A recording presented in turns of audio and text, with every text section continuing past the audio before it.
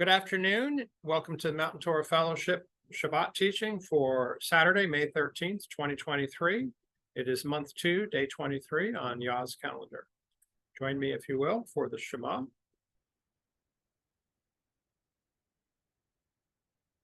I'll put the words on the screen. Okay.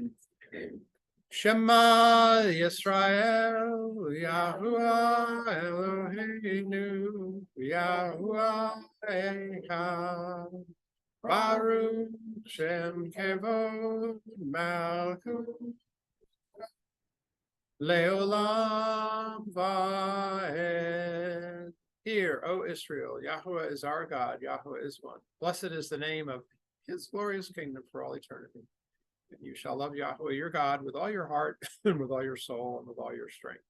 These words which I am commanding you today are to be on your heart. You are to teach them diligently to your children. Speak of them when you sit in your house, when you walk by the way, when you lie down, and when you rise. Bind them as a sign in your hand. They are to be as frontlets between your eyes. Write them on the doorposts of your house and on your gates. And you shall love your neighbor as yourself. Amen.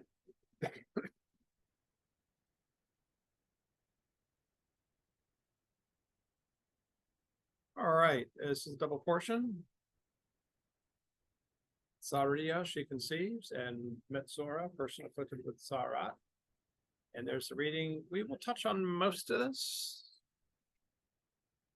There are some parallel passages in the gospel accounts we will not, we'll cover it in Matthew, but there's a parallel account in Mark and Luke that we will not. Here's an outline courtesy of Brother Nathan Lawrence.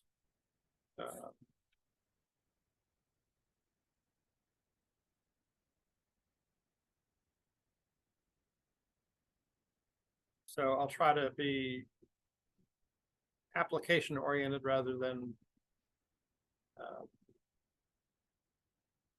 make this an anatomy and physiology class.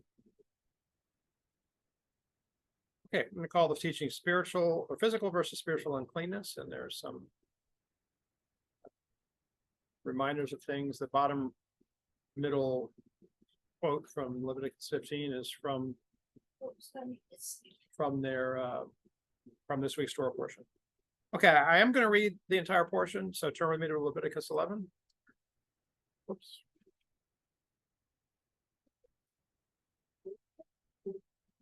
I'm sorry, Leviticus 12.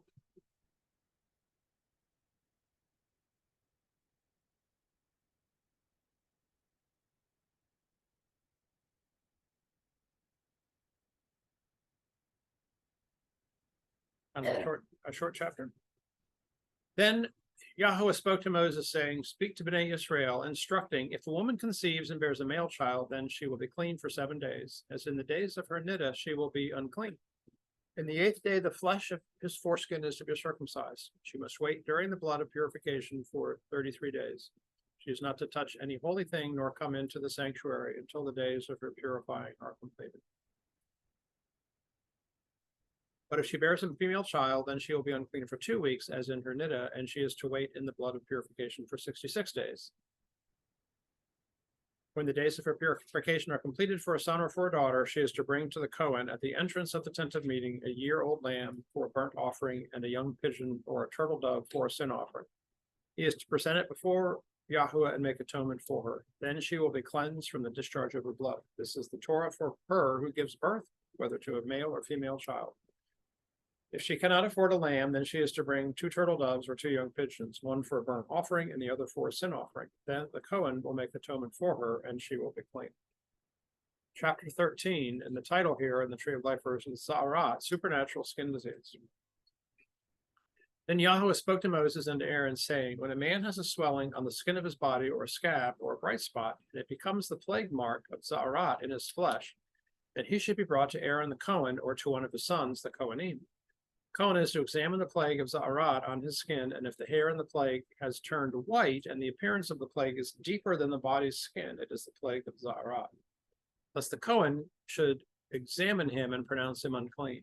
The bright spot is white in the skin of his body, but its appearance is not deeper than the skin, and its hair is not turned white. Then the Kohen is to isolate the infected person for 7 days.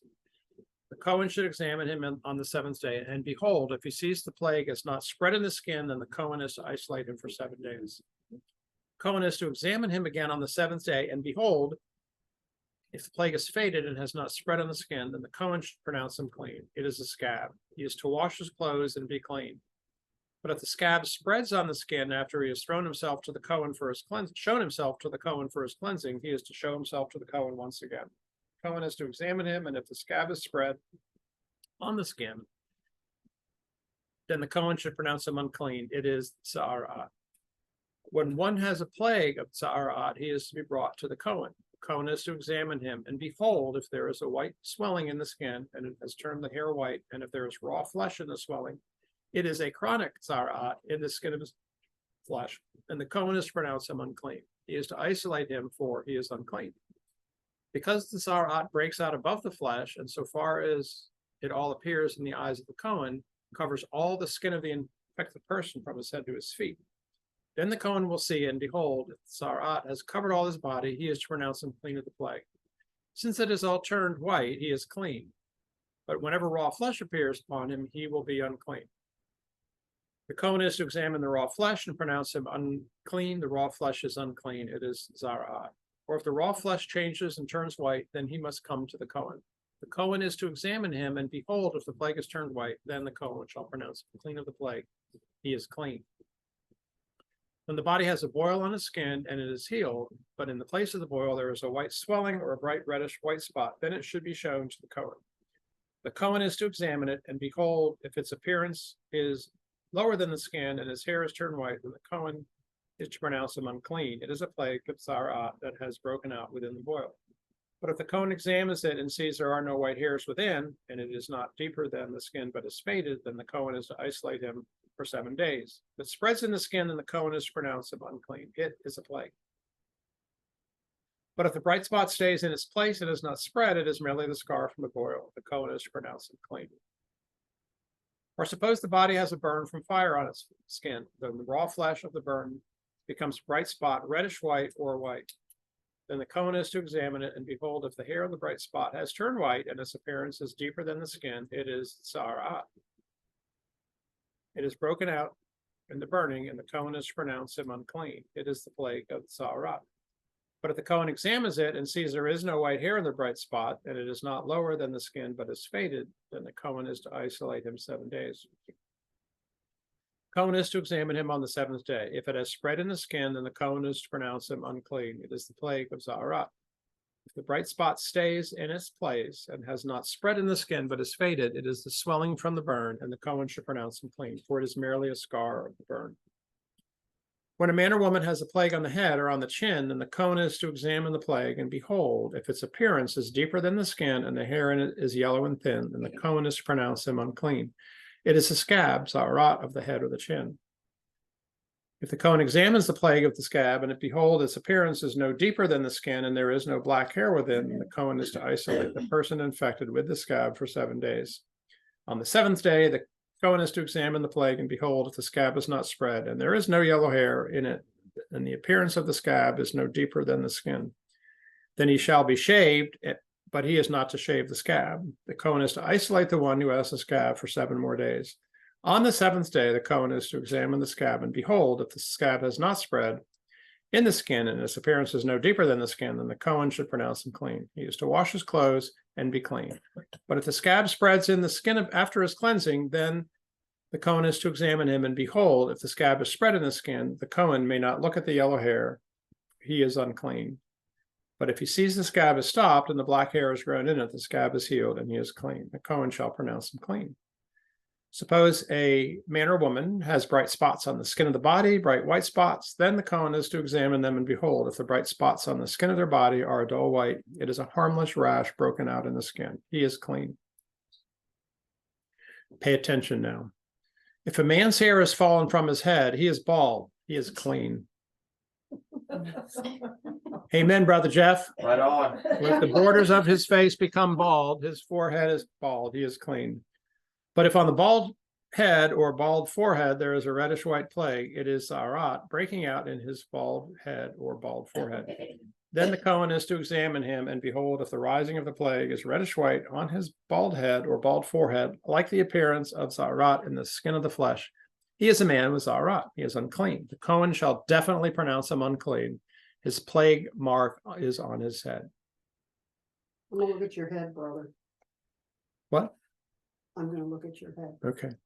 The one with the Zarat who has the plague mark should wear torn clothes. The hair of his head is to hang loose. He is to cover his upper lip and cry, unclean, unclean. All the days during which the plague is on him, he will be unclean. He is unclean. He is to dwell alone. Outside of the camp will be his dwelling. Also, when a garment has a mark of Zarat on it, whether it is woolen or linen garment, whether it is woven or textured, linen or wool, leather, or anything made from leather, or if the mark is greenish or reddish within the garment or in the leather, or in the weaving of the texture, or in anything made from leather, it is the plague of Zarat and should be shown to the Cohen. The Cohen is to examine the plague and isolate it for 7 days. Then he is to re-examine the plague on the 7th day. If the plague has spread in the garment, either in the weaving, the texture, or the leather, whatever the use for the leather may be, the plague is a destructive mildew. It is unclean. He is to burn the garment or the weaving or the texture, wool or linen, or anything of leather in which the plague resides, for it is a destructive mildew. It is to be burned in the fire. If the Cohen examines it, and behold, the plague is not spread in the garment, either in the weaving, the texture, or in anything made of leather, the Cohen should command that they wash the thing which has the mark, and he is to isolate it 7 more days. Wait, I got a question. So it can spread in the garments? Yes. Okay. Think of mold. You may have cloth that you find somewhere that's, been in a moist area somewhere, and then it's moldy. That mold will spread if left unattended. Or the mildew. So you raise a good point, because we're talking about uncleanness. Yeah. I'm sorry? I said, if you You lived live in Charleston, you know that. Yeah. This uncleanness applies not just to people, but to things, which is interesting. But it calls out the Zarat, which is typically translated leprosy, and we'll talk about that, is leprosy anyway, which we'll talk about, is a bacteria, and this is a mold or a mildew we're talking about, but it's the same kind of uncleanness or impurity that's on this cloth. And we'll talk here about in a minute about the house, actually.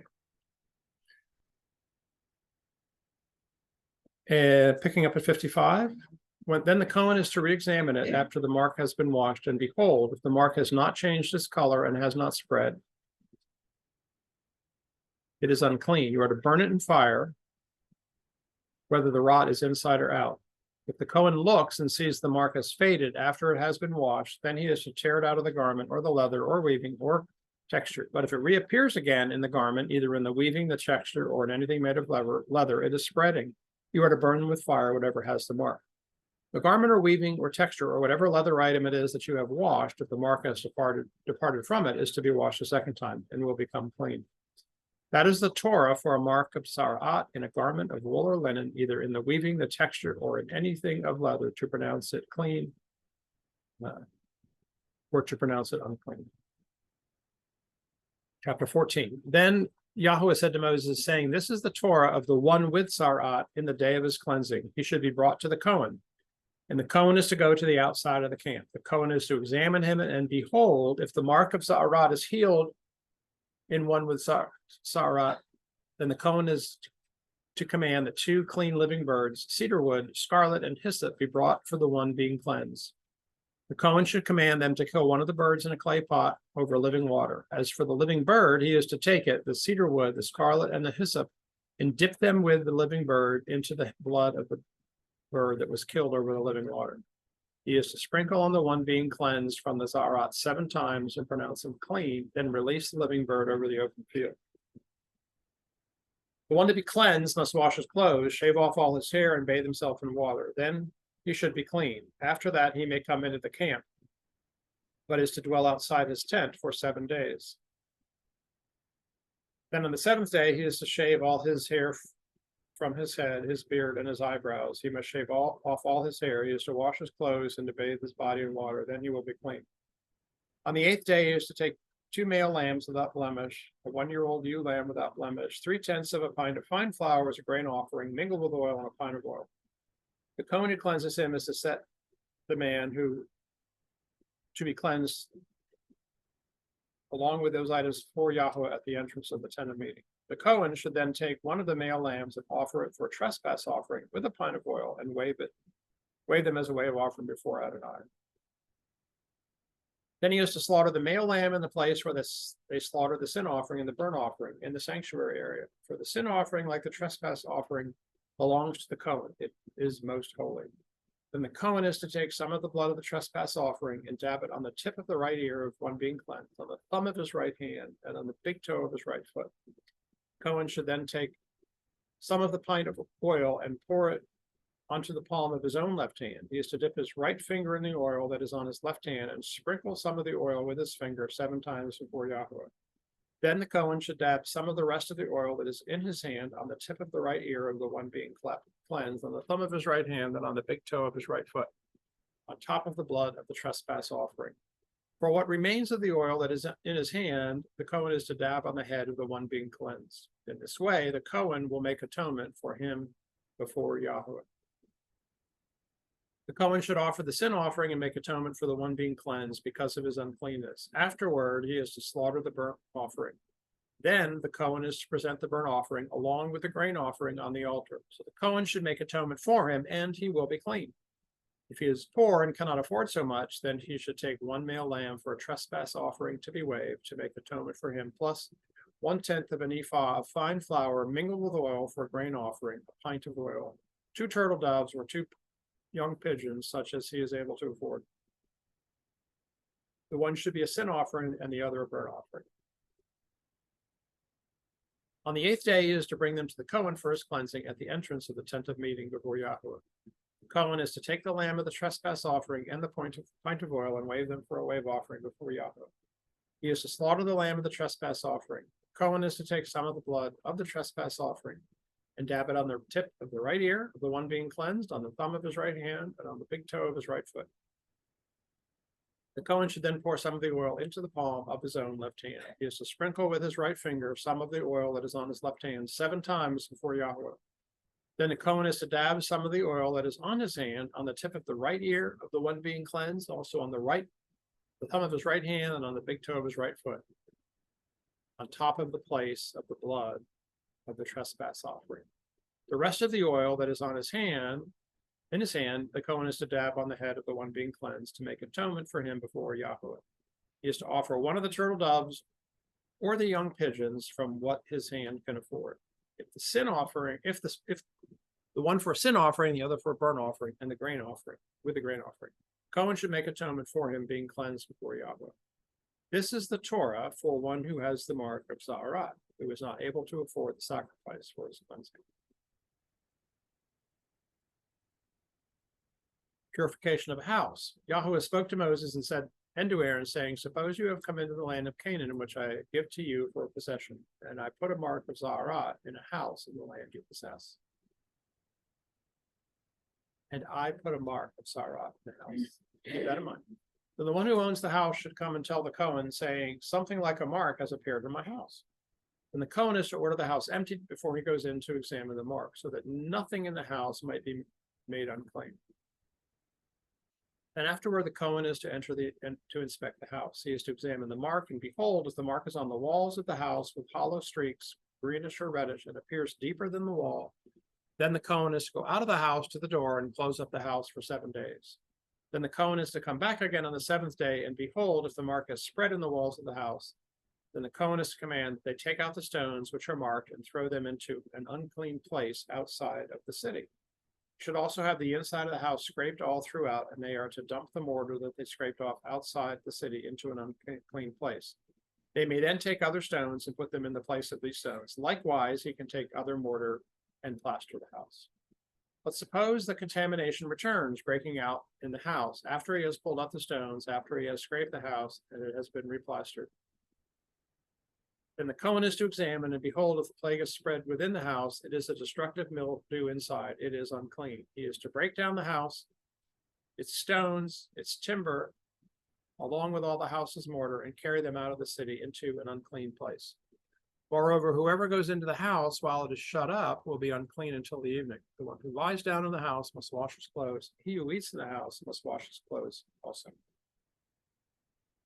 But if the Cohen comes in and inspects it, and behold, the plague is not spread within the house after it was replastered, then he should pronounce the house clean, because the contamination is healed. In order to cleanse the house, he is to take 2 birds, cedar wood, scarlet, and hyssop. He is to kill one of the birds in a clay pot over living water. Then he is to take the cedar wood, the hyssop, the scarlet, and the living bird, and dip them into the blood of the slain bird as well as the living water, and sprinkle the house 7 times. He should cleanse the house with the blood of the bird, the living water, the living bird, the cedar wood, the hyssop, and the scarlet. But he is to let the living bird go out of the city into the open field. So he is to make atonement for the house, and it will be clean. This is the Torah for any mark of zarat, even for a scab, or the zarat in a garment, or for a house, or for a swelling, a scab, or bright spots, to teach when it is unclean and when it is clean. This is the Torah of zarat.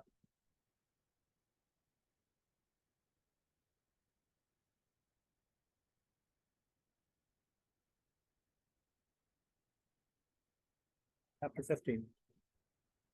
Yahweh spoke to Moses and to Aaron, saying, Speak to Bnei Israel and tell them, when any man has a fluid discharge from his body because of his discharge, he is unclean.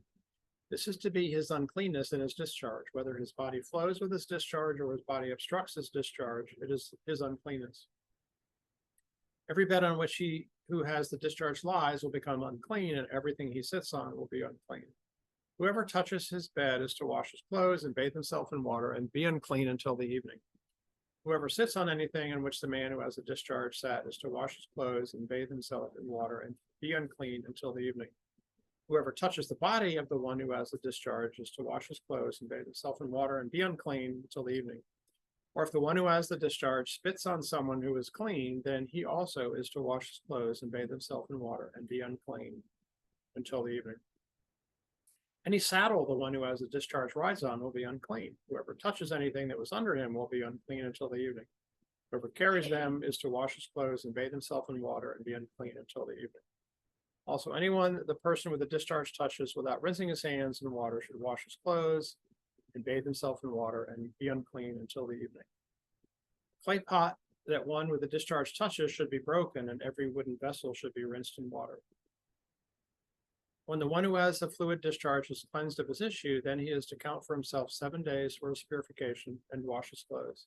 Then he is to bathe his body in running water, and he will be clean. On the 8th day, he is to take 2 turtle doves or 2 pigeons and come before Yahweh at the entrance of the tent of meeting and give them to the Cohen. Cohen is to offer them, one for a sin offering and the other for a burnt offering.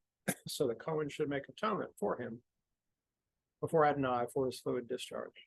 If any man has an emission of semen, then he is to bathe his whole body in water and will be unclean until the evening. Every garment and all leather with semen on it are to be washed with water, and he will be unclean until the evening. If a man lies with a woman and there is the emission of semen, they should both bathe themselves in water and be unclean until the evening. If a woman has a discharge and her discharge from her body is blood, she should be in her niddah 7 days, and whoever touches her will be unclean until the evening. Everything that she lies on in her niddah will become unclean. Also, everything that she sits on will become unclean. Whoever touches her bed is to wash his clothes and bathe himself in water and be unclean until the evening. Whoever touches anything that she sits on is to wash his clothes and bathe himself in water and be unclean until the evening. If it is on the bed or on anything where she sits, when he touches it, he will be unclean until the evening. If any man lies with her so that her niddah gets on him, he will be unclean for 7 days. Every bed where he lies will be unclean. Now, if a woman has a discharge of her blood for many days, not during her niddah, or if she has a discharge beyond the time of her niddah, all the days of discharge of her uncleanness should be as in the days of her niddah. She is unclean. Every bed where she lies, all the days of her discharge will be like her bed during her niddah, and everything she sits on will become unclean like the uncleanness of her niddah. Whoever touches these things will become unclean and is to wash his clothes, bathe himself in water, and be unclean until the evening. But if she is cleansed of her discharge, then she is to count off 7 days for herself, and after that she will be clean. On the 8th day, she is to take 2 turtle doves or 2 young pigeons and bring them to the Cohen, the entrance of the tent of meeting. The Cohen is to offer the one for a sin offering and the other for a burnt offering. So the Cohen will make atonement for her before Yahweh for the uncleanness of her discharge. So you are to keep Bnei Israel separate from their uncleanness, so that they will not die in their uncleanness by defiling my tabernacle that is in their midst. This is the Torah for the one who has a discharge or one who has an emission of semen, which causes them to become unclean, as well as for her who has her period of niddah, and for the man or woman who has a discharge, or the one who lies with her who is unclean. Okay, that was a lot. I want to go back to Leviticus 14 and look at the first 11 verses again. Discussion will take us elsewhere, of course, as it always does, but this is where I want to start. Then Yahweh spoke to Moses, saying, this is the Torah of the one with Zarat in the day of his cleansing. He should be brought to the Cohen, and the Cohen is to go outside of the camp. The Cohen is to examine him, and behold, if the mark of Zarat is healed in one with Zarat, then the Cohen is to command that the 2 clean living birds, cedarwood, scarlet, and hyssop, be brought for the one being cleansed. The Cohen should command them to kill one of the birds in a clay pot over living water. As for the living bird, he is to take it, the cedarwood, the scarlet, and the hyssop, and dip them with the living bird into the blood of the bird that was killed over the living water. He is to sprinkle on the one being cleansed from the Zarat 7 times and pronounce him clean, then release the living bird over the open field. The one to be cleansed must wash his clothes, shave off all his hair, and bathe himself in water. Then he should be clean. After that, he may come into the camp, but is to dwell outside his tent for 7 days. Then on the 7th day, he is to shave all his hair from his head, his beard, and his eyebrows. He must shave off all his hair. He is to wash his clothes and bathe his body in water, then he will be clean. On the 8th day, he is to take 2 male lambs without blemish, a 1-year-old ewe lamb without blemish, 3/10 of a pint of fine flour as a grain offering mingled with oil, and a pint of oil. The Cohen who cleanses him is to set the man who to be cleansed along with these items before Adonai at the entrance of the tent of meeting. Okay, here's a look at the word that is translated, or that we're using Zarat, that's translated most often as, in most English translations, as leprosy. So get ready, Sherry. Oh, I laid it all out there. Zadi Resh Ayin Tav. Yep. Zarat. And it's translated biblically, mark, leprous, and leprosy. So there's a related word, leper is zara. It's the same way without the tav at the end. So let's take a look at this word in the Blue Letter Bible for just a minute.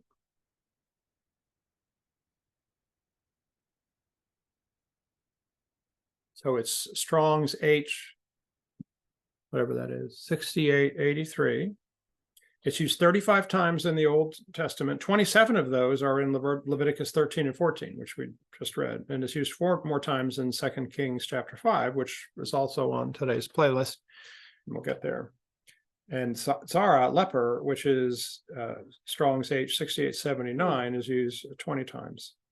So I'm looking at this outline of biblical usage, and we see is translation is leprosy in people, a malignant skin disease, in clothing, a mildew or mold, in buildings, a mildew or mold. So, well, just keep going. I don't think a building can have leprosy, but it can harbor mold and mildew, as well as the bacteria that causes leprosy for at least some finite period of time. I want to share how the Bastion of Truth, the Centers for Disease Control, defines leprosy. Hansen's disease. You know? What's that? Nothing. Hansen's disease. Yeah, I Hansen's think that's what it's disease. called also. Hansen's disease, also known as leprosy, is an infection caused by slow-growing bacteria called Mycobacterium lepra. It can affect the nerves, skin, eyes, and lining of the nose. With early diagnosis and treatment, the disease can be cured. People with Hansen's disease can continue to work and lead an active life during and after treatment. Leprosy was once feared as a highly contagious and devastating disease, but now we know it doesn't spread easily and treatment is very effective. However, if left untreated, the nerve damage can result in crippling of hands and feet, paralysis, and blindness. So that's the center. I'm sorry? It's spreading scab. Yeah, dried skin. I'm sure that's a related. Be interesting to see what the. Or there's vitiligo and that big white splotchy patch all over. Well, I think it's interesting. In my study book, it said it basically says that they used leprosy as a blanket term for mold, fungus, bacteria, and any skin disorder. Yeah, I believe that's how I take the word. It is not what we would call necessarily strictly and only Hansen's disease in this case, caused by Mycobacterium lepra. So I think it's unfortunate they translate it as leprosy because you get a certain mindset, and we have a, we all learned about leper colonies and somewhere in high school, and I don't know, I guess. I did, yeah. So I think the translation of the word as leprosy does a disservice to the word. It's not quite right. So that's why I wanted to show that biblical usage is that it means more than just the skin disease. It can mean the mold and mildew that can be in inanimate objects like clothing and buildings as well. Okay, I want to try to make a connection between the physical and spiritual realms. We often talk about that. When there's a connection, when something spiritual happens, there's a physical parallel, and when there's a something physical happens, there's a spiritual parallel. So I just want you to keep in mind that the definition here, caused by a slow-growing bacteria, as we continue our discussion. So now I want you to think about, is leprosy a real disease with physical cause and physical symptoms? Sure. I don't think there's any argument about that. But I want to make a connection, like I said, between the spiritual and the physical. Hopefully that didn't work. Sorry.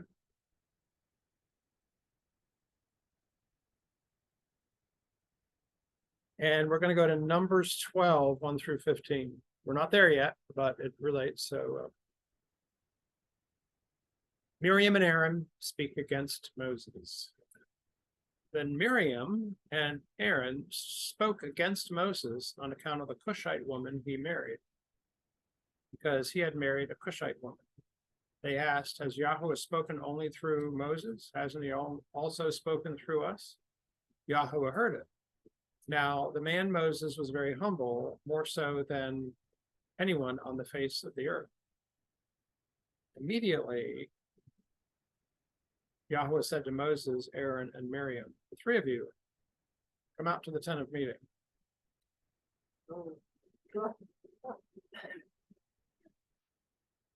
So the three came out. Yahweh descended in a column of clouds, stood at the entrance of the tent of meeting, and called to Aaron and Miriam. The two of them stepped forward. Now hear my words, he said. When there is a prophet of Yahweh, I reveal myself in a vision. I speak to him in a dream. Not so with my servant Moses. In all my house he is faithful. I speak with him face to face, plainly and not in riddles. He even looks at the form of Yahweh. Why then were you not afraid to speak against my servant Moses? Yahweh's anger burned against them, and he left them. When the cloud lifted up from above the tent, behold, Miriam had Zarat, like snow.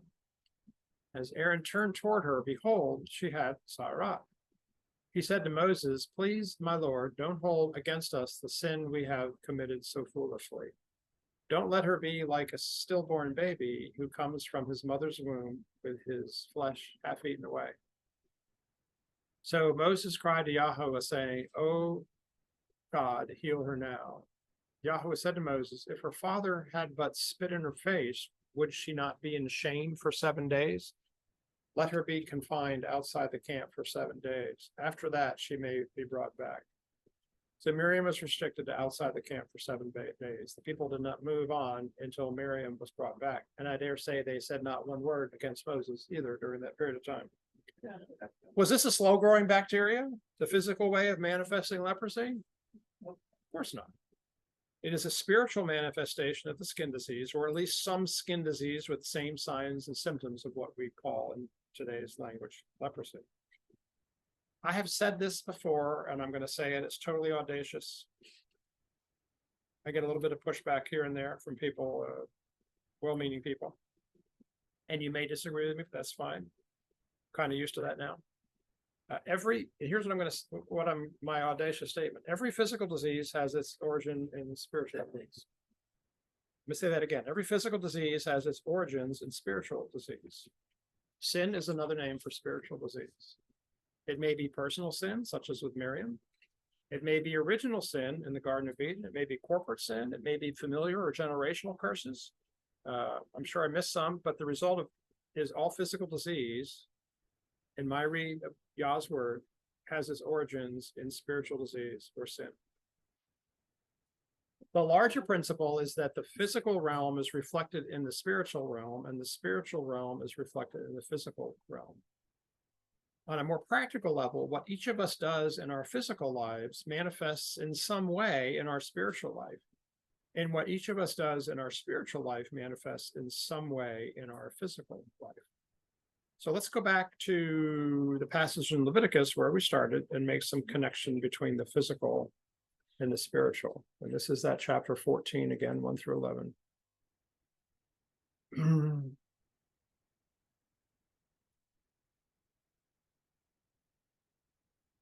In verse 2, we have the first mention of the leper. He should be brought to the Cohen. That's a physical thing. Spiritually, who or what might this leper represent? Sin. Each of us, stained by sin. What about the priest? I would make an argument that this is a representation of Yahusha. In this case, in the physical realm, the priest temporarily atones for the physical uncleanness, which is a manifestation in some way of spiritual uncleanness. Yahusha has permanently atoned for our spiritual uncleanness by paying the penalty for our spiritual uncleanness. What about the two birds in 4 through 7? One line of thought is that one bird dies so that the other may live. The bird that is to be set free is washed in the blood of the one who died. Yahusha died for us so that we might live, washed by his blood. And what about the earthen vessel in verse 5? Where did the blood of our Messiah fall upon his execution? And where does the blood of the martyrs, including Abel, cry out from the earth? From the earth. What about the cedar? Okay. I'm going to lean on Brother Jim Staley for this one. I haven't tested it, but I don't doubt him, but I just haven't run it through the grinder yet. While the vertical part of the cross was a stake or a tree, Jim's research indicates that the crossbar was typically made of cedar. If anyone can test that or has something to prove or disprove that, please share. If not, it doesn't fatally wound this passage from Leviticus and its spiritual and physical parallels. What about the scarlet and the hyssop? Let's look at John 19, 28 through 30. After this, when Yeshua knew all things were now completed to fulfill the scripture, he said, I am thirsty. A jar full of sour wine was sitting there, so they put a sponge soaked with sour wine on a hyssop branch and brought it to his mouth. When Yeshua tasted the sour wine, he said, it is finished. And he bowed his head and gave up his spirit. And the scarlet from Matthew 27, verses 27 and 28, I'm sorry. Then the governor's soldiers took Yeshua into the praetorium and gathered the whole cohort around him. They stripped him and put a scarlet robe on him. So I trust you're seeing a pattern here. The gospel message with scarlet and hyssop and the blood setting free the one that's not killed. You could take the gospel to a Jew and never leave Leviticus 14. Wow. So with that in mind, I found the following information about scarlet pretty amazing, and it may change the way you think about scarlet every time you see it before. Scarlet is the dye made from the dried body of the female of the worm Coccus ilicis. When the female of the scarlet worm species was ready to give birth to her young, she would attach her body to the trunk of a tree, fixing herself so firmly and permanently that she would never leave again. The eggs deposited beneath her body were thus protected until the larvae were hatched and able to enter their own cycle. As the mother died, the crimson fluid stained her body and the surrounding wood. From the dead bodies of such female scarlet worms, the commercial scarlet dyes of antiquity were extracted. Wow. What a picture this gives of Christ dying on the tree, shedding his precious blood that he might bring many sons into glory. He died for us that we might live through him. Describes such a worm and gives us this picture of Christ. You see the reference there. This is a book by Henry Morris, Biblical Basis for Modern Science. So whenever you hear, read, or speak the word scarlet, I hope that you remember this description. When we went through Exodus, we read this verse in chapter 29. Slaughter the ram, take its blood, and dab it in the tip of the right ear of Aaron, on the tip of the right ears of his sons, and the thumb of their right hands, and on the big toes of their right feet. Then pour the blood on the altar all around. One of you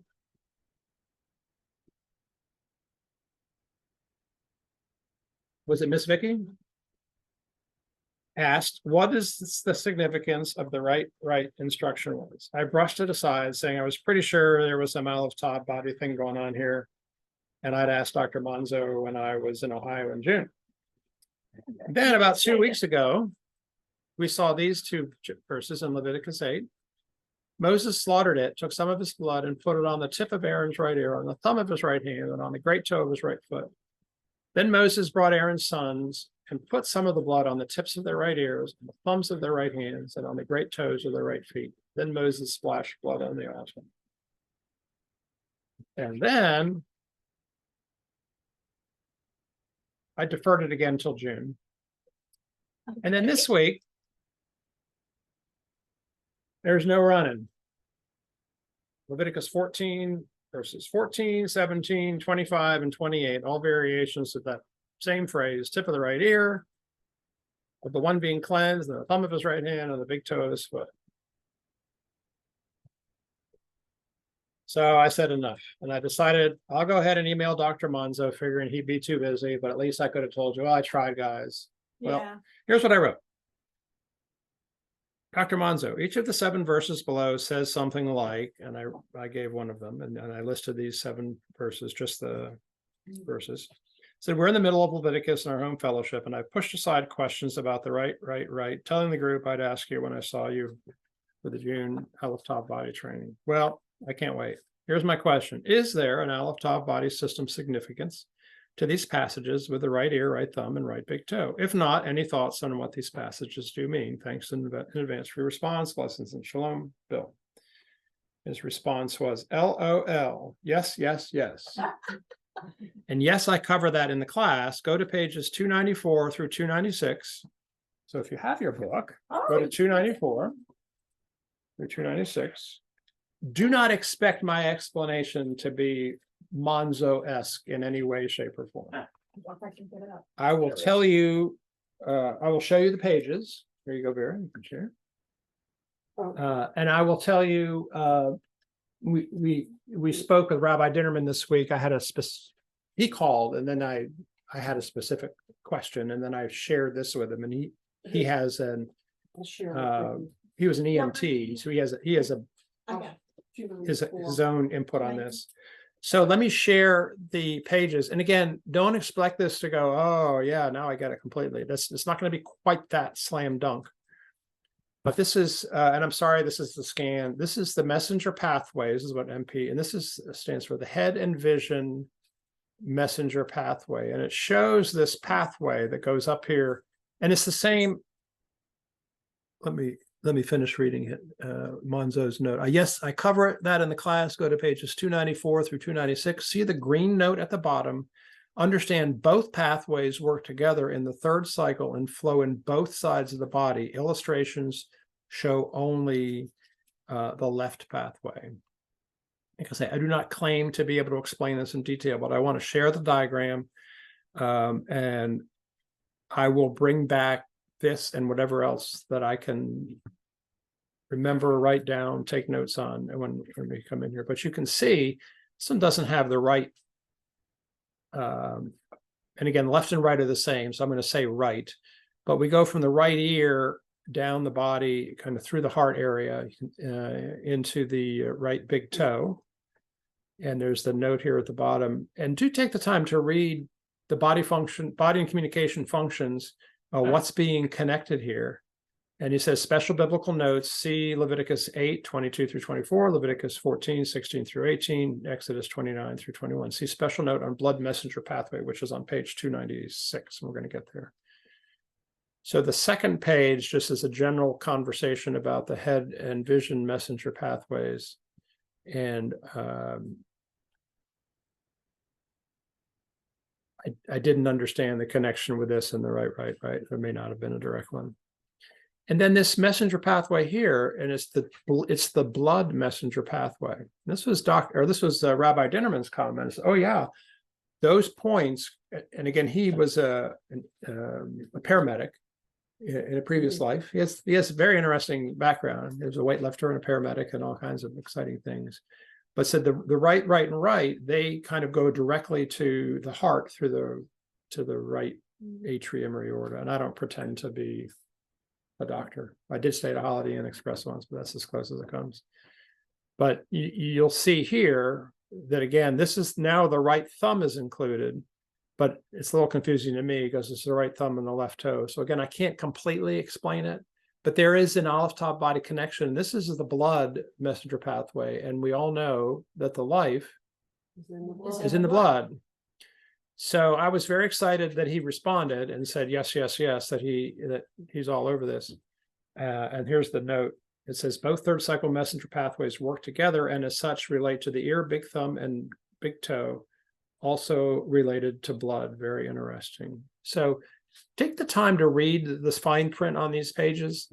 And again, this doesn't close the book on this topic. It just trying to open it up that we were right. We had a sense there was something there that we didn't understand. It wasn't just coincidence, just some ritual without reality. There is a connection there that, in my opinion, hasn't just been lost, it's been hidden from us. All this stuff in Dr. Monzo's book is stuff that was known once, in my opinion.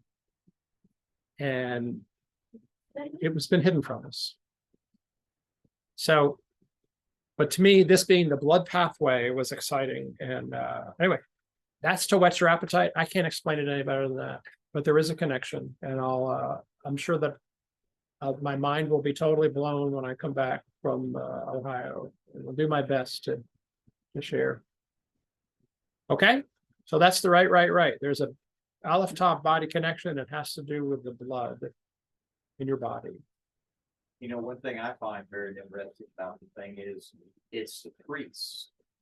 It's the priest's job to be able to identify these things. And I wonder how much of this olive top body stuff those ancient priests might have understood. Yes, I bet all of it. Better than we could ever even I fathom. bet they did. I bet they did. Well, that's why they had to go get checked out. When you go see. That's right, these priests do. The priests were the doctors. Right. The priests were, they ran the kind of meeting, the sacrifices. They were responsible for Torah instruction, and they were the keepers of the scriptural library. And they were the doctors. And they didn't have a local Walmart or a local CVS to go down and write prescriptions to. Right. So we're going to talk a little bit more. I have a presentation. What I had, the real question I had for Rabbi Dinnerman was one that was actually Jennifer asked, I think, many months ago about, well, so what if you're unclean? What are the practical implications? And I'm going to share about 10% of the slides from his 130 PowerPoint slide presentation on the medical aspects of it. But I think this portion actually kind of covers the what. You don't touch holy things and you don't go into the sanctuary. And we had a conversation a month or so ago about what are the things that God calls holy, and there are various things. So that's what you do when you're unclean, is you stay away from the sanctuary and you don't touch holy things. So, and we'll touch on that a little bit. Okay, that's all I can. That's the best I can do on the right now. Right. And He Right, has yeah. the footnote here, Leviticus 14:16-18. Yeah. Which is the very, What we just read. yeah. Mhm. And I will say that, Ricky and I've been out there. And one of my issues was the blood messenger pathways, and it's so funny because reading here, and I've read it before, but it just always kind of smacks me in the face.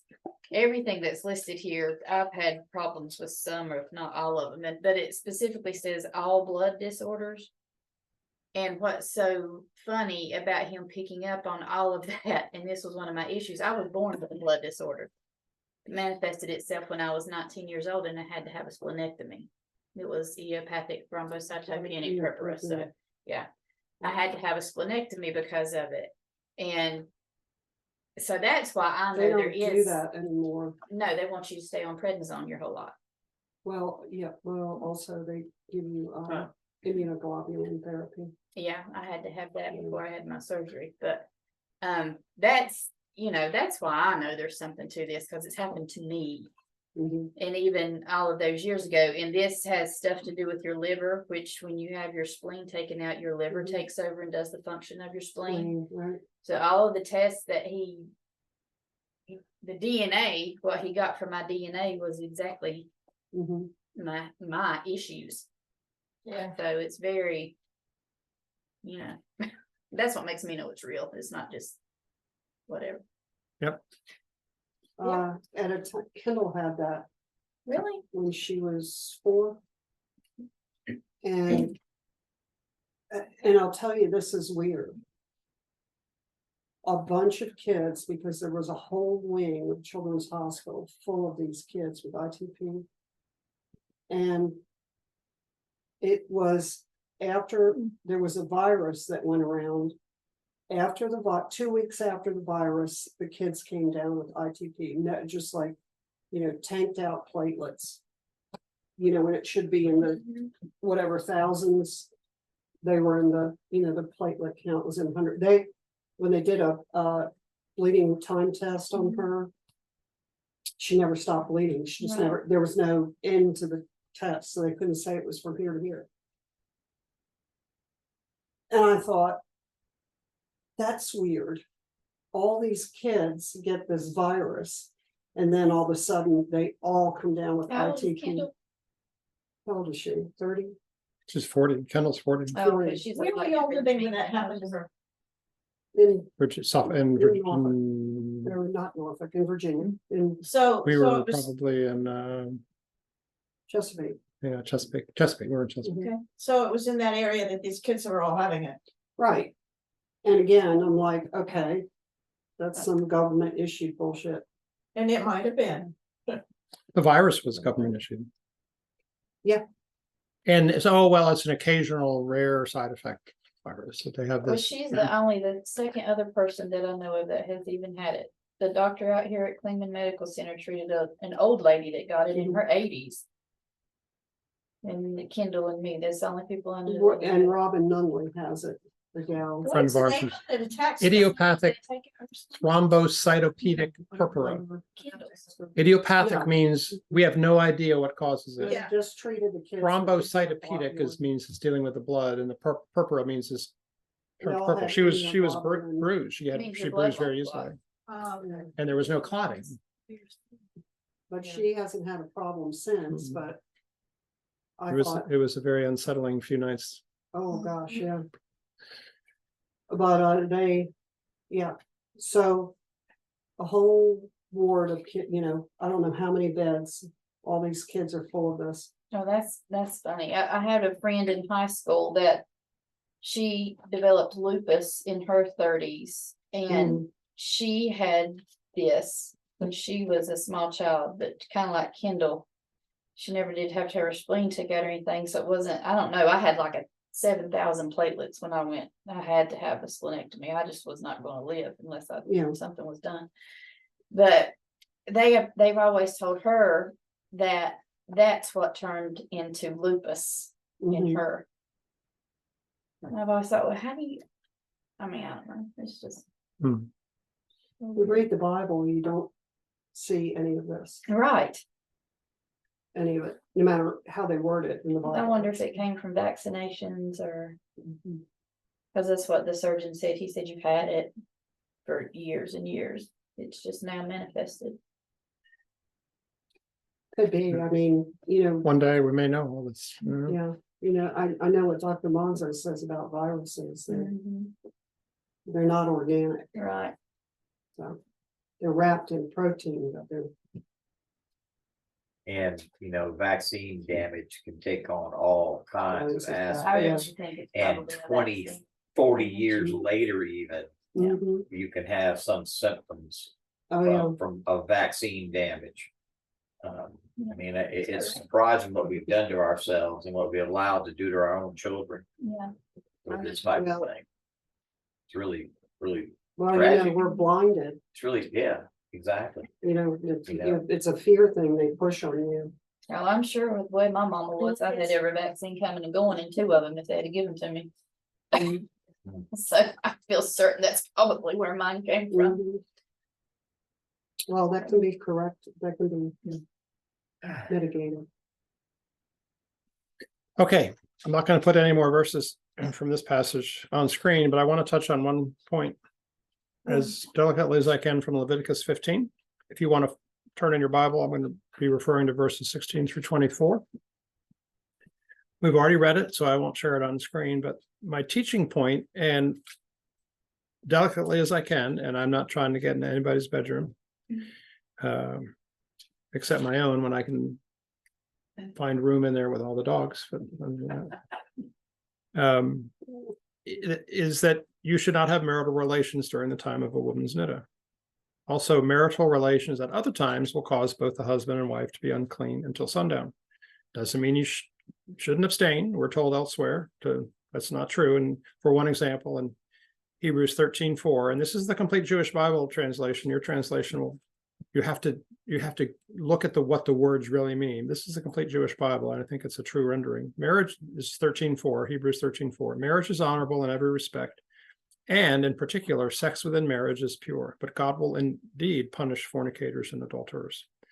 One additional point along these lines about marital relations and the Sabbath, and then we'll move on. The conclusion that I've come to is that the Sabbath is a set apart day. We're told it is. Remember the Sabbath and keep it holy. It's more holy than other days, and we're to abstain from this activity on the Sabbath. I said one day on my growing list of things I hope to get to. I'll address this in more detail as part of a teaching on the Sabbath and the case for rest. The short version is that this is a gift between a husband and a wife that's from Yah for our pleasure and enjoyment, as well as for procreation inside the bounds of marriage. The Sabbath, which we are told to remember and keep holy, is for us to please him. Jubilees is helpful as a second witness to this conclusion. Please don't wait for me, though. Please, if this is of interest to you, test it on out. Okay, I'm going to go to 2 Kings chapter 5, and I'm going to read the first 27 verses. One of my favorite stories in all of Bibledom here.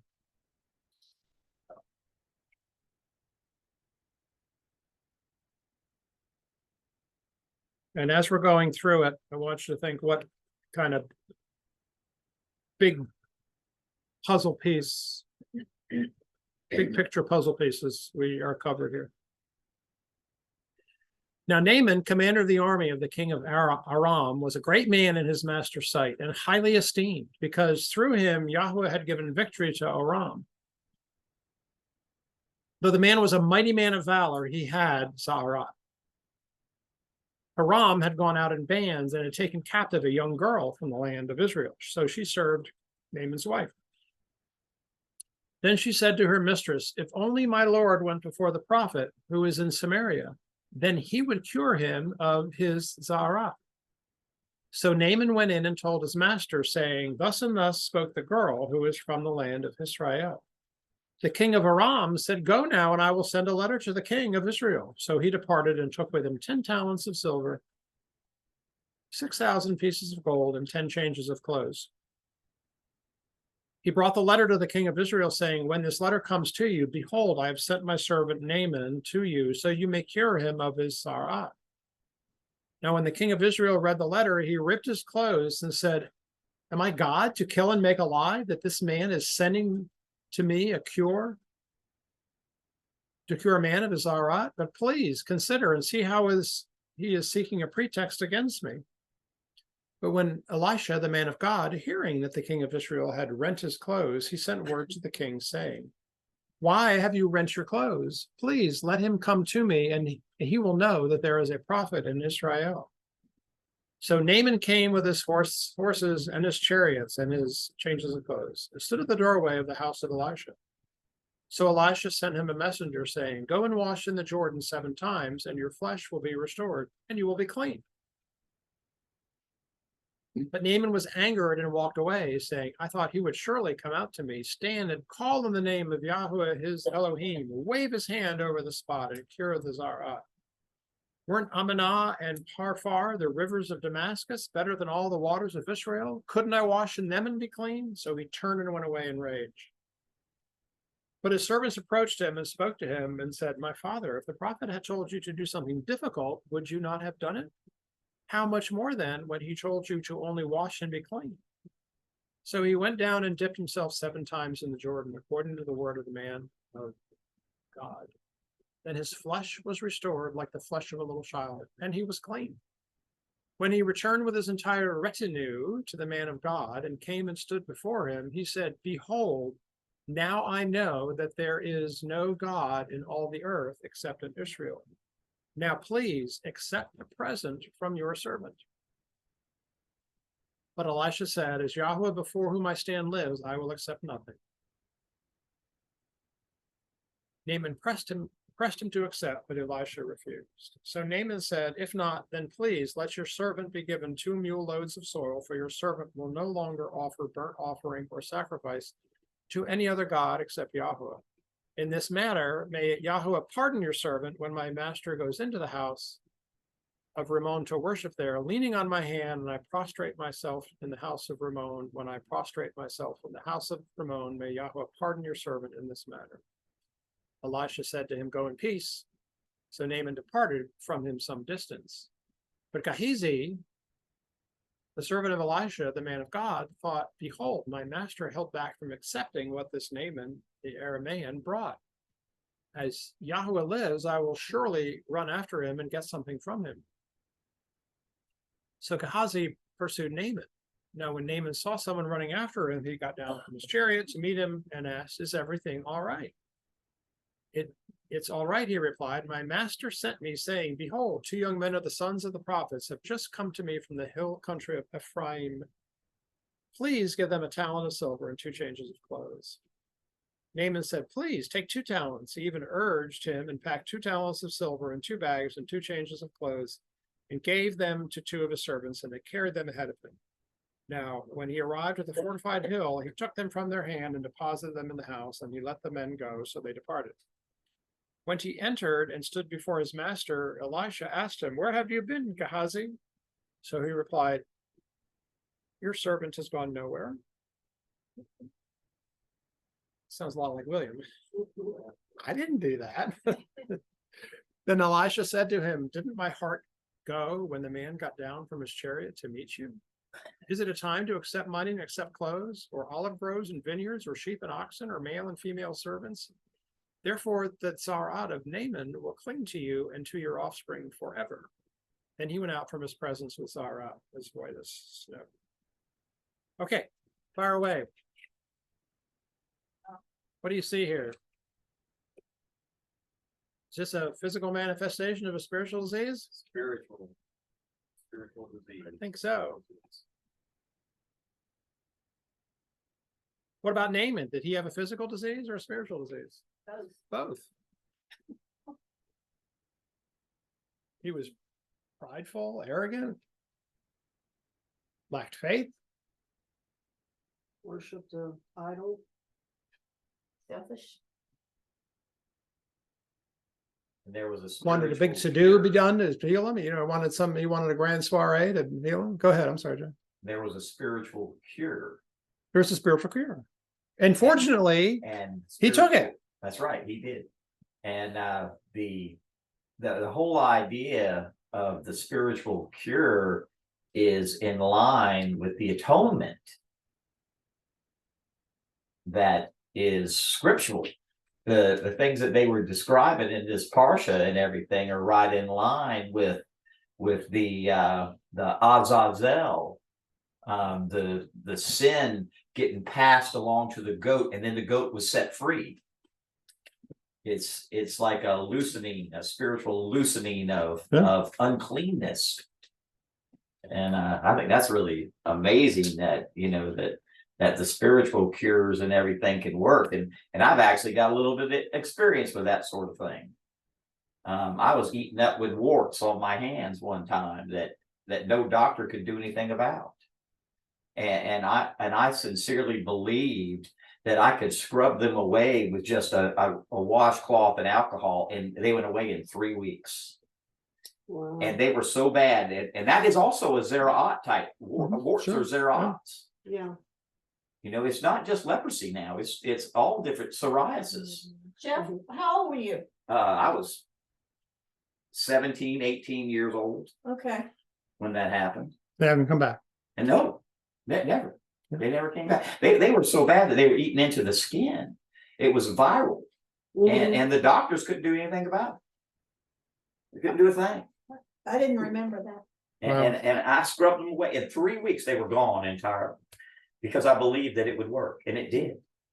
It's Wow. like a spiritual cure for something, you know, Yeah. because you Yeah. believed. Jeff, there was a story about your mother when she was a little girl.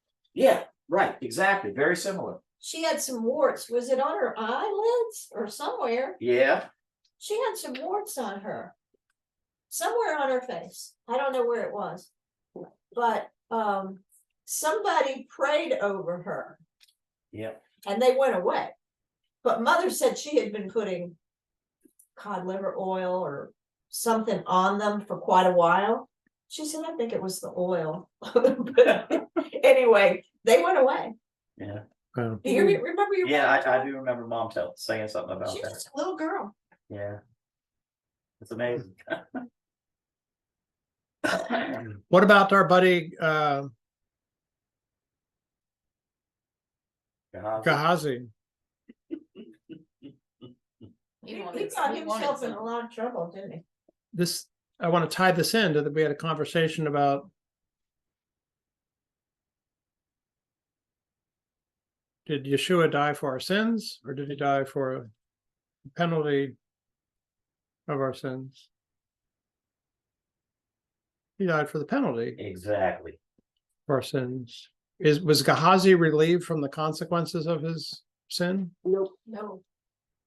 Are And we apparently neither are was we his relieved from the consequences of our sins just because the penalty's been paid? No, we're still responsible for what that brings. And it became a generational curse for his family too. Yeah, that's important.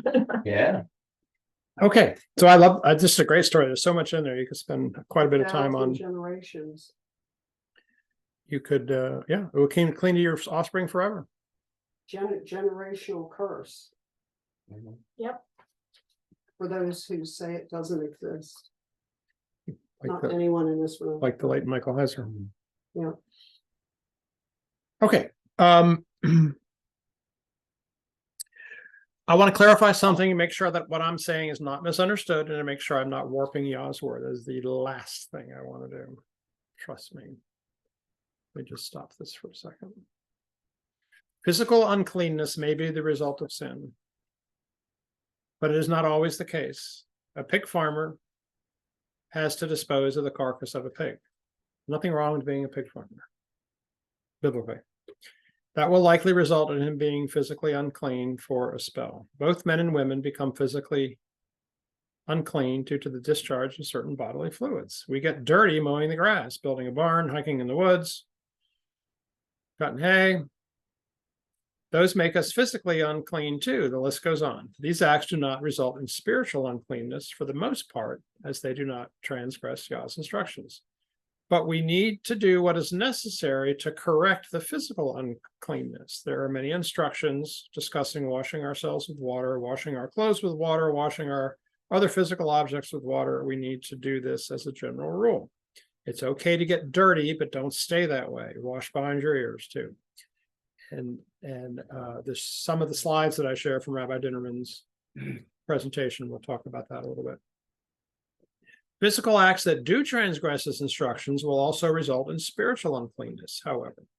And spiritual uncleanness can result from thoughts and words, not just deeds. I hope that makes sense. I want to take a look at a few more passages. I always say without too much commentary, but that never turns out to be the case. Sorry, whoops. So turn to Matthew 8, if you will, if you care to. That's where I'm going.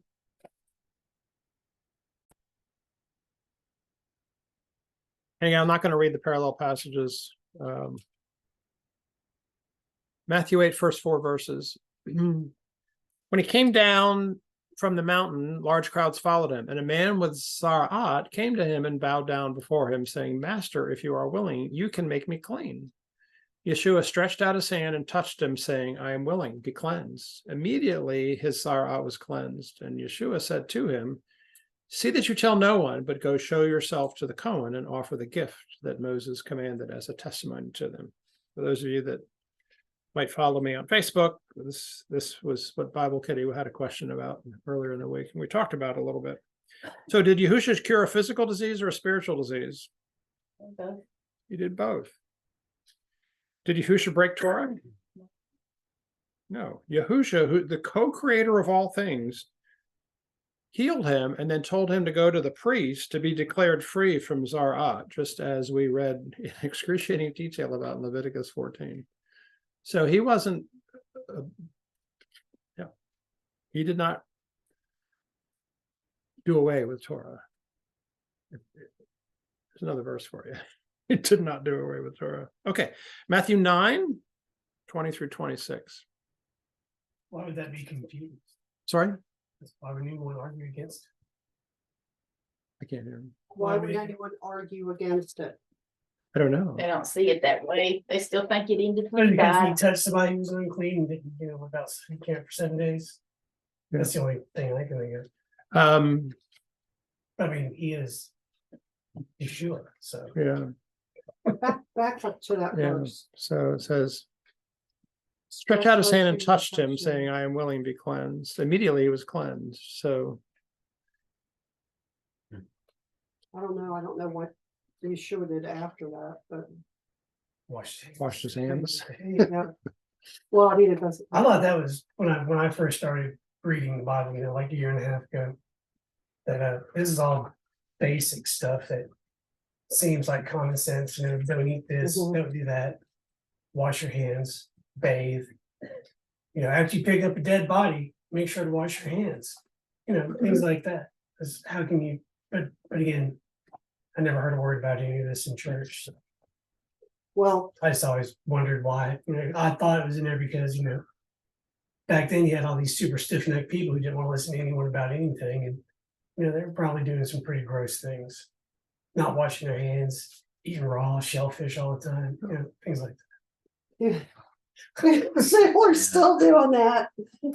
I never see how many men come out of the men's room and Yeah. they don't wash their hands. Yeah, I work in the store. I see it every day, all the time. Yeah. I mean, anyway, I just, How do you know whether they wash their hands or not? they're Oh, like, I know. Can you hear the sink? Gary Larson had a cartoon, uh-huh. and it showed the men's room. And it showed men coming out of the men's room, and there was a big neon light across the top. And if it flashed, it said, didn't wash hands, didn't wash hands. I know Gary Larson is a genius. a friend of mine had a rule about that. He's like, well, the only thing, if you're going in for the urinal, and this is a friend from long ago, as teenagers. He's like, if I'm going in there, I'm just touching myself and I'm leaving. He's like, he said, if I have to wash my hands, I'm touching the knobs, I'm touching this, I'm touching that. He's like, at least if I go in, the only thing I am touching is me. I was like, well, see, girls don't have that option. If there's a doorknob, how does he get away with not touching that?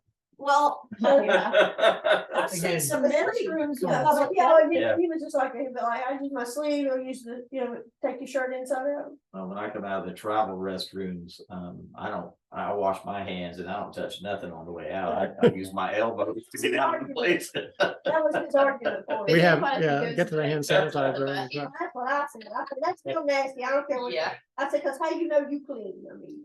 I use I my saw, elbows. I saw some restroom, Jeff, with a foot pedal. Oh, yeah. You can pull, it's got a little serrated. I did, yeah, Yeah, And it has a little elbow grab. I've seen the elbow grabs. I've seen people just wait till someone comes in and sneak out. I used to do that. You also see guys just zip up and grab the door. Some places, some public places like airports, there's a big, big door. And you go around a corner Yeah. and there's not actually a door to touch. Right. right. Yeah, it's that way and, It's that way at the Walmarts, the newer one. yeah, Seattle and Charlotte. Yeah, The one in Elkin doesn't have doors. Yeah. My philosophy is if the God who created you, created the universe, created physics, created everything, tells you not to do something, I'm good.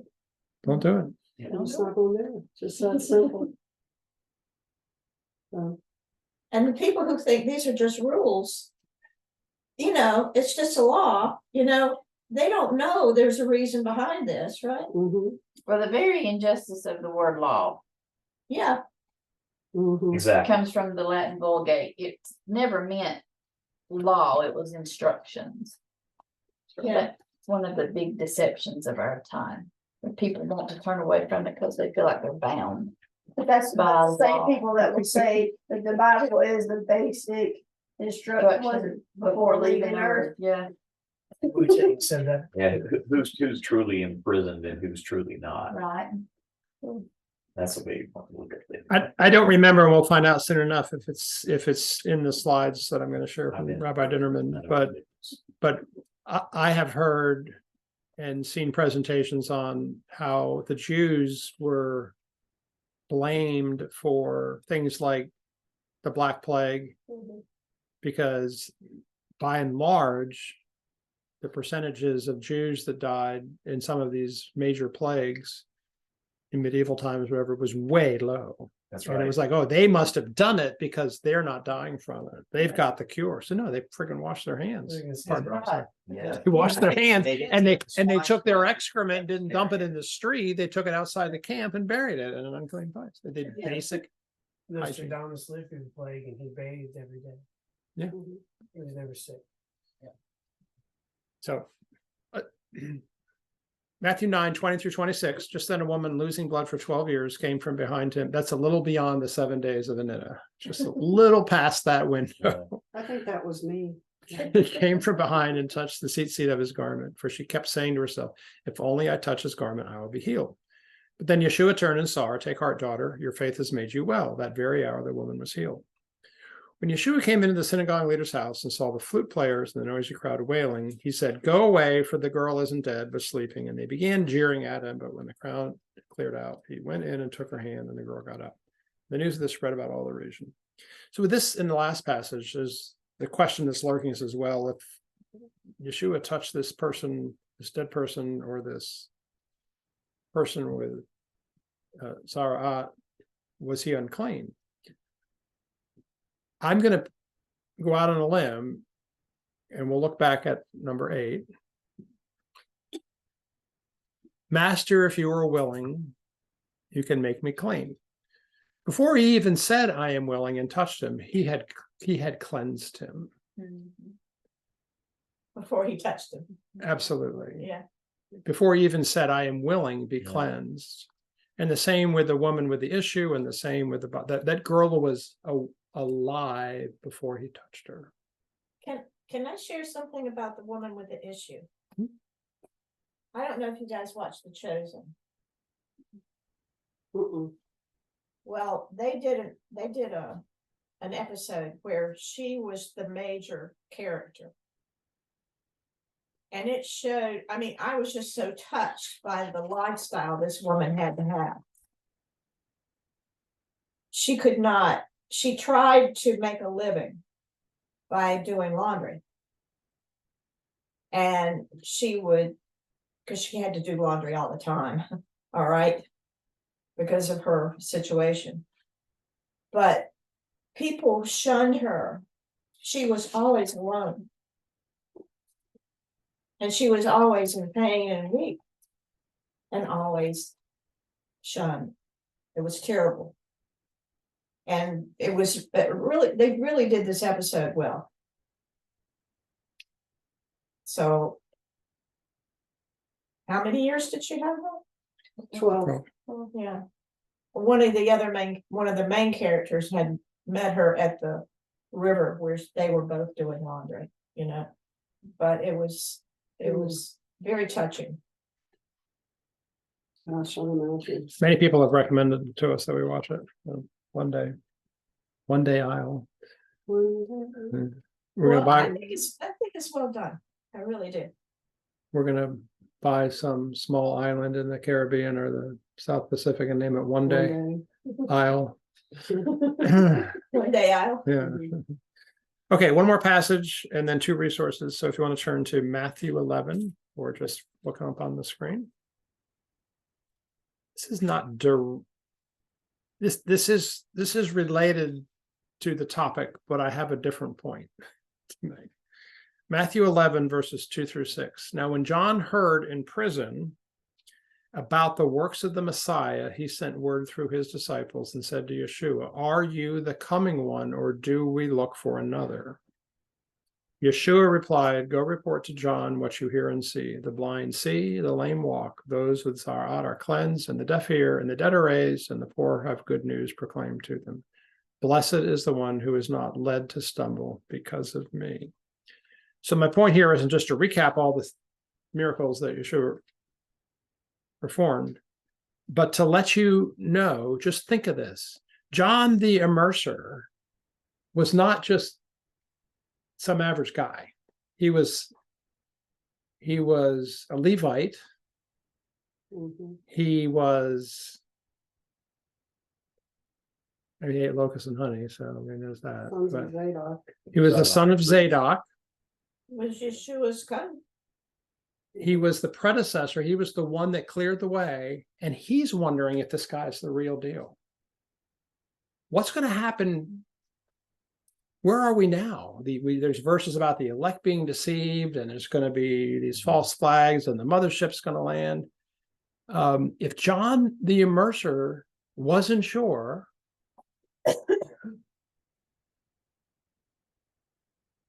we need to be sure.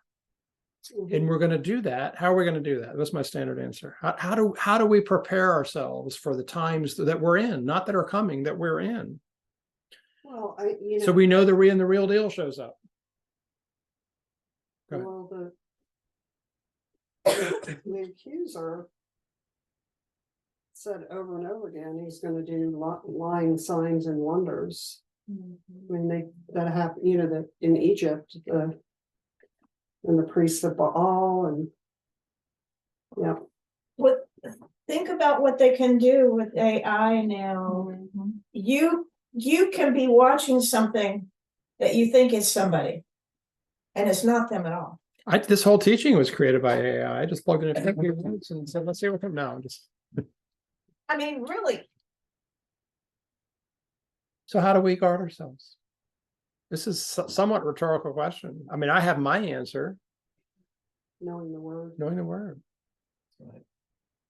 I know one thing Yeshua said, he said, you're blessed because you can see these things happening before you. He said, but what about those that in the future that would just believe that these things happened? Yeah. You know, I mean, see that was a greater belief, having not actually seen him do all these things, but knowing that he did it, 2,000 years later. I mean, I think that's and even with that, that's a blessing of the Spirit too. Belief. Even with that, though, look at all the signs and wonders and the mixed multitude with Moses saw, Right? And they still lost and lacked faith. And we're going like, what's going on? I know. So it is not a time to be a weak sister. It is not a time to be in the world. It is a time to be, of the world. We're in the world, but we need to be of Yah. We need to be holy because he is holy. We need to study and learn his word. We need to put it into practice. We need to understand what it means. We need to realize right means something. It's not just Exactly. good literature. And all those people that are out there teaching stories like Noah and the Red Sea parting and the burning bush, well, those are just stories that we use to kind of convey a good moral message. They're going to be in the first wave to go. I'm just telling you, they don't have it. Right, they don't have it. Okay. Oh. Okay. True belief. I'm going to share these two resources now. The first one's from Rabbi Dinnerman, and again, I've cut it down. I'm happy to. I'll share the whole thing with you if you want it. Whoever wants it is welcome to. 130 slides, and I think I've got 12 or 15 medical guidelines for a blessed biblical community.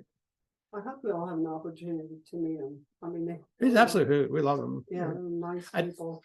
Like most teachers of the Bible, I don't agree with them on everything, but Is he gonna come to our picnic? I don't know. Yeah. We'll see. it's a long way to come for Yeah. him and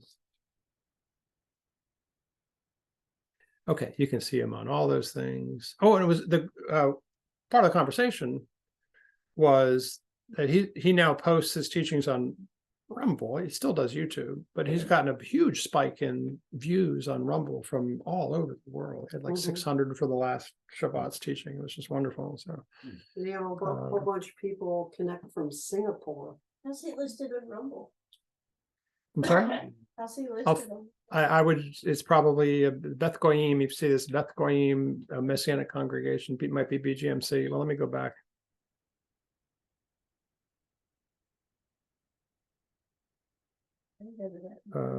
Type, it says here, type BGMC TV or Andrew Dinnerman. Okay. It says B in what? BGMC TV. VG. And I just want to warn you, if you go into Google and search on BGMC, you are going to get the Boston Gay Men's Chorus. Okay. I How just, do you know that? because I was trying to find his website, I couldn't remember it. It's bethgoyim.org. BGMC, Boston Gay Men's Chorus. It's just the truth. Okay, so type in BGMC TV. Do not type in BGMC. You will get a different result. It's like if you go to whitehouse.com instead of whitehouse.gov, you will get a totally. Do you see the shield down here, the one in Messiah? Yeah. That's it's got the Star of David in there. Okay, so scripture, and we've actually, the difference with his presentation is it's focused on the theme of the medical guidelines. I believe that I have, as we've been through them, either this year or in previous years, every time we come to this verse, I'll pause and I'll stop my foot or I'll restate it. But when you put them all together, you kind of go, dang. So Exodus 15:26, he said, if you will listen intently to the voice of Adonai your God, do what he considers right, pay attention to his mitzvot and obey his laws, I will not afflict you with any of the diseases. It doesn't say I might not afflict you with any diseases. It doesn't say I had a 50-50 shot at it. It says, I will not afflict you with any diseases I brought on the Egyptians because I am Adonai, your healer. You are to serve Adonai, your God. He will bless your food and water. I will take sickness away from among you. You are not to worship their gods, serve them, or follow their practices. Rather, you are to demolish them completely and smash their standing stones to pieces. You are to serve Adonai, your God, and he will bless your food and water. I will take sickness away from among you. In your land, your women will not miscarry or be barren, and you will live out the full span of your lives.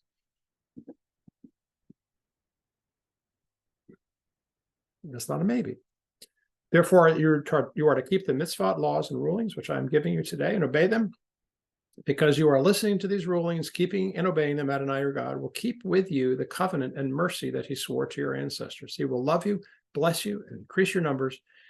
He will also bless the fruit of your body and the fruit of your ground, your grain, wine, olive oil, and the young of your cattle and sheep in the land he swore to your ancestors he would give you. You will be blessed more than all other peoples. There will not be a sterile male or female among you, and the same with your livestock. Adonai will remove all illness from you.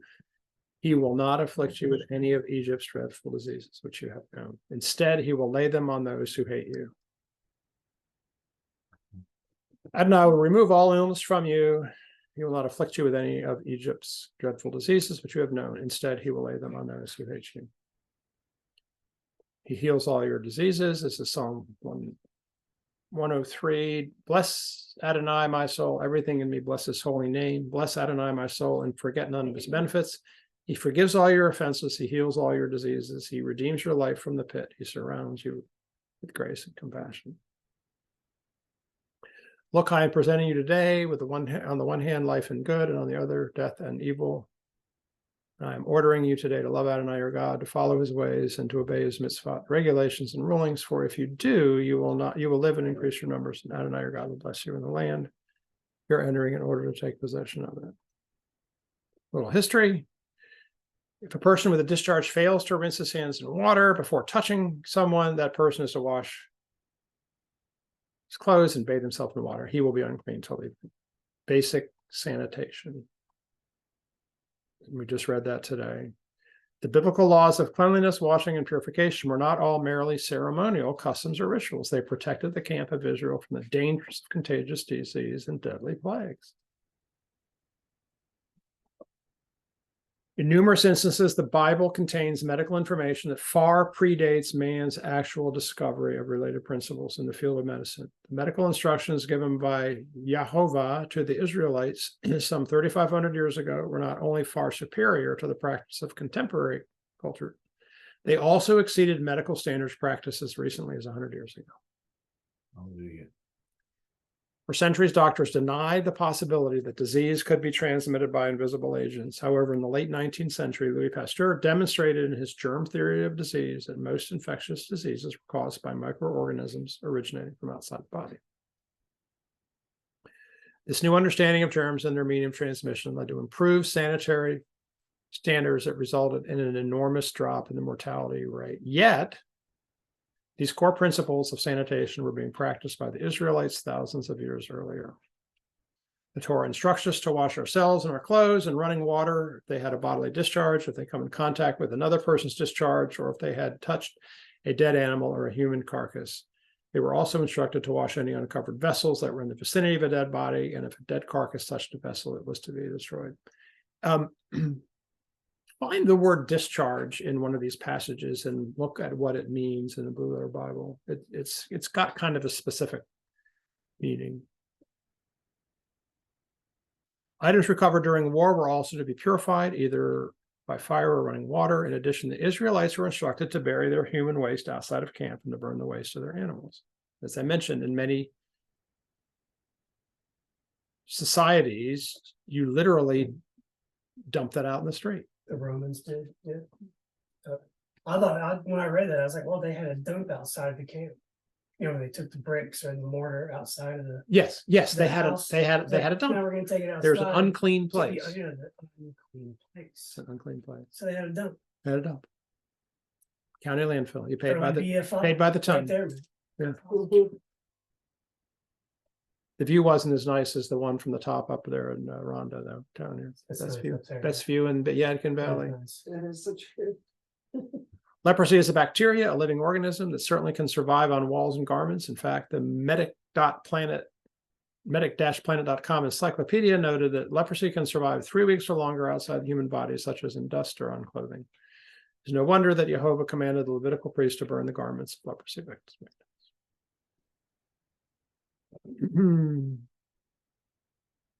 In the same Med-Planet encyclopedia cited above, we read that it's not until 1873 that leprosy could be shown to be infectious rather than hereditary. Of course, Jehovah knew this all along. His laws to Moses reveal his instructions required quarantine to prevent the spread and other infectious diseases. Of leprosy and other infectious diseases are nothing short of remarkable. The first antiseptic, hyssop oil, was charged by Jehovah to Moses to be used as a purifying agent. Hyssop oil has been shown to contain 50% antifungal and antibacterial agents. Okay, that's the snippet of the that presentation, and I'll just go ahead and share it when I send this out. Stop that. All right, one more share, and then we'll be done. And this is really a follow-up on last week's discussion. If you remember, we talked about. Yeah. Never used this before. We use oregano a lot. Yeah, me too, pizza feet. We know. I forgot my feet. Pizza feet, yeah. Okay, this is a follow-up to last week's discussion of GMO, bioengineered, non-GMO, and organic. This is from Dr. Mercola a couple days ago. Yeah. And it sheds light on something you may have already heard about. And this is the title: Bill Gates owns synthetic fruit coating. What's in it? And I just highlighted some. Peel is a plant-based protective coating that helps you produce the produce you love stay fresh for longer. It retains moisture within the produce and keeps oxygen out, thereby slowing the spoilage rate. Apeel Sciences, Apeel, A-P-E-E-L, Yeah. was founded with a $100,000 grant from the Bill and Melinda Gates Foundation. Other investors include the Rockefeller Foundation, the World Bank Group, and Wojciech, co-founder and CEO of the personal genomics company 23andMe. Oh, wow. And Susan Wojciech, I'm not trying to, Those two are married. got to be sisters or spouses. Suppose, yeah. Former CEO of YouTube. Mhm. Apeel Science founder James Rogers, PhD, is an agenda contributor to the World Economic Forum. He's hailed the COVID lockdowns as a model for future action on climate change. In other words, climate lockdowns. Rogers is also a WEF Young Global Leader. Avocados, cucumbers, lemons, and limes, mandarins, oranges, organic apples, grapefruits, and mangoes are listed as produce that are currently being treated with this coating. Apeel treated produce can be identified by looking for the Apeel protected produce sticker, and we'll show that. The coating, which cannot be washed off, likely contains toxic contaminants, including heavy metals and carcinogens, as well as trans fats and potentially harmful linoleic acid. And probably human blood, because that 23andMe or human DNA, because you have to submit that to get. We didn't know why at the time, but we had purchased these Mhm. 23andMe kits and registered, and we never got around to sending the DNA off. And one day we turned to each other and it's like, we're not doing it. He threw it out. We threw them out, It's weird. never sent them in. You Okay. know that sensitivity. Yeah. Do you know what Apeel is? Yeah, I saw about that. In April 24th, 2023, Twitter thread in Alexis Baden-Meyer, political director of the Organic Consumers Association, lists the many patents associated with this mysterious synthetic fruit coating, which is even approved for use on produce certified as USDA organic. Yeah, they can't leave it in a thing alone. You know that? Well, sometimes they have blocking patterns too. I've seen that. So on you some can't, things. you can't find out what they have or what they're doing. Yeah, and just because it's not on there doesn't mean, you can't believe it anyway. Apeel treated produce can be found in large grocery store chains in the US, including Walmart, Costco, Kroger, Trader Joe's, Harps Food, and many others. That's what it looks like. Apeel, very clever. It might have been on those last mangoes. I thought. Or Looks like an that, perhaps. Ouroboros to me. And you know they're putting parts of that COVID vaccine in there.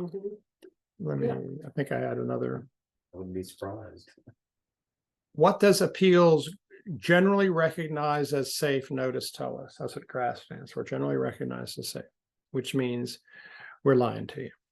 We are lying to you. According to Apeel Sciences, Apeel adds a little extra peel on produce to slow the rate of water loss and oxidation. That extra peel is completely edible, tasteless, it's safe to eat. A variety of plant feedstocks can be used to create our formulations, and luckily, these ingredients exist in the peels, seeds, and pulps of all fruits and vegetables. We think of these materials as building blocks, restructuring them in a way that allows us to iterate on what nature created, making our solution into a coating that can be applied to produce. So while nature is our foundation and inspiration, innovation and technology are how we apply these ingredients. Oh, they've messed with the DNA. Appeal Sciences generally recognize a safe notice to the U.S. Food and Drug Administration submitted in October 2019 gives us a little more. The primary component of the coating is said to be a mixture of monoacylglycerides derived from grapeseed. Monoglycerides, is that what Yeah, is that? mono. Glycerides. Glycerol. Glycerol. Mouthful. A mouthful. Let's see.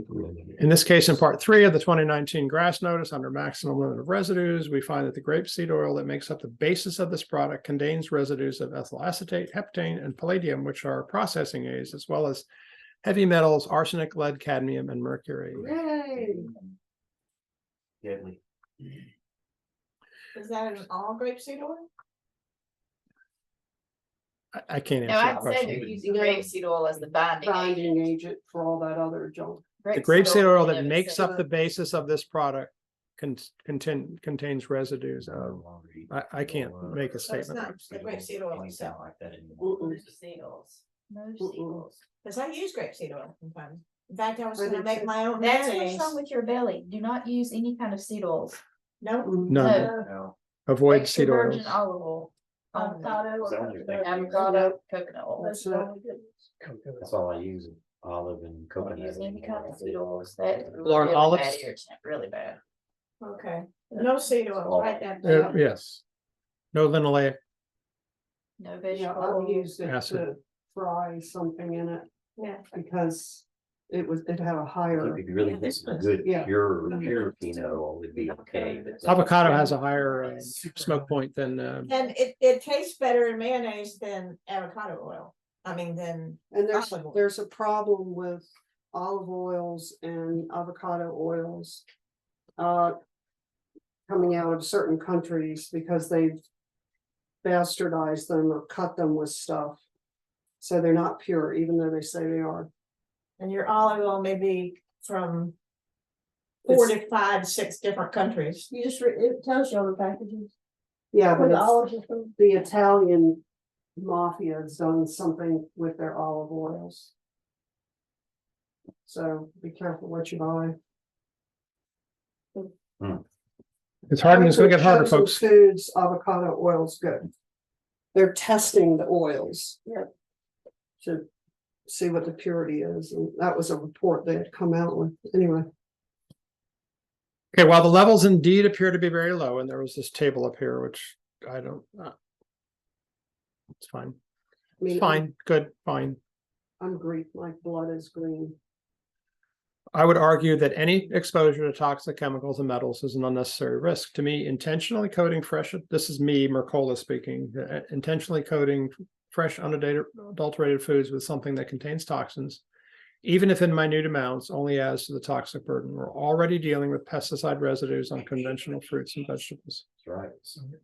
This coating will simply lock those toxins in and add additional ones on top. I think it might have been somebody that besides Mercola that wrote this. I'll go back up and look. According to Appeal Sciences, the coating is, quote, not expected, unquote, to penetrate beyond the peel into the fruit.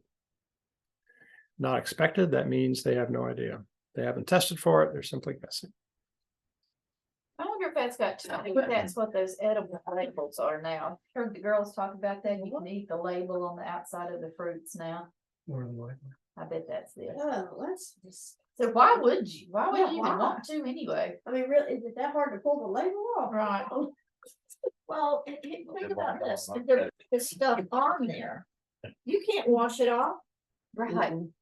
so So you you gotta have to cut peel through. the apple.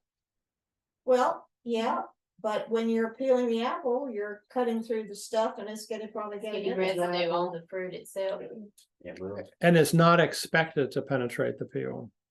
but it sure does penetrate when you're peeling the peel and your knife touches the rest of the fruit. It's not very appealing to me. So my recommendation, No way to get it off? What it said. my recommendation is to avoid the appeal label, even on organic foods. Okay, let me just close with some closing thoughts and we'll have And the true. Disney label on all the bananas at Food Line. If y'all tried to get your bananas at Food Line, if everyone got a Disney label on them, I take it off and put it on another bunch of work at mine. That's a Are they bad. required to label the stuff that has that on it? I don't know. Have to look It's it up. supposed to have that sticker. Supposed to have a sticker on it. I believe that it's required, but you know, some of the stuff we read last week and talked about is that the animals, the animal feed, or if you can't test for it, you don't have, if you can't test for it as being bioengineered, you don't have to mark it as being bioengineered. If there's no way of detecting that it's bioengineered with current testing, they can sneak it by. So Cause you're not only what you eat, you know, you are what you eat, you are what you ate. Right. well, I mean, I consider myself a vegan because what do cows eat? Exactly. Correct. What do chickens eat? I'm a vegan. All right, enough. And I'll continue to bring articles like that to the forefront as we see them. But that was just an add-on to last week's, in case. But, you know, keep in mind, they try this stuff. And if it hurts their bottom money line because people won't buy it, then, you know. And the other thing is, the Father blesses us with sources of beef, eggs, fruit, you know, when Pet we milk. live here, we have so much stuff, Pet milk. pet milk, Pet milk, pet milk. pet milk, So, beef. chicken. Yeah. So, you know, they do this junk and these side road economies spring up. Father protect them. And this is one of the reasons that I think it's important for us to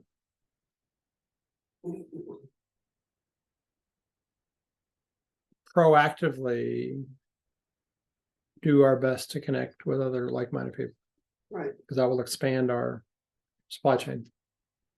Mm-hmm. Like, Yeah. Ariel's grandmother makes organic tsetse or whatever they are, non-GMOs, non-bioengineered tsetse. Okay, some final thoughts, and we'll open up to any prayers. Every physical disease has its origins in spiritual disease. I got a little pushback on that from last year, but I stand by it. Not from anybody here or even in our group. I think that's very biblically supportable. We gave the gospel message from Leviticus 14, so you try that out next time you're in the land. If you don't see him on every page, you need to go back and read it again. Physical and spiritual uncleanness are different but related.